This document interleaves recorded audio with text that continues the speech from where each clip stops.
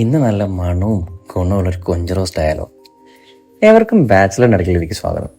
ഇതുണ്ടാക്കാൻ നമുക്ക് ആകെ വേണ്ടത് കുറച്ച് സവാളയും തക്കാളിയും പച്ചമുളകും ഇഞ്ചിയും വെളുത്തുള്ളിയും കറിവേപ്പിലയും കൊഞ്ചും അങ്ങനെ കുറച്ച് മസാലപ്പൊടികൾ മാത്രമാണ്. പാനിൽ എണ്ണ ചൂടാക്കി കടുക് പൊട്ടിച്ച് കറിവേപ്പിലിട്ട് സവാള വഴറ്റി അതിലേക്ക് പെരിഞ്ചീരകം ഇട്ട് നന്നായി വഴറ്റിയെടുക്കണം.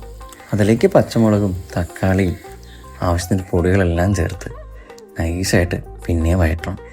ഇനി ആവശ്യത്തിന് വെള്ളം ഒഴിച്ച് അടച്ച് വേവിച്ച് നമ്മുടെ ചേരുവകളെല്ലാം നന്നായിട്ട് മിക്സായി വരാൻ കാത്തിരിക്കണം.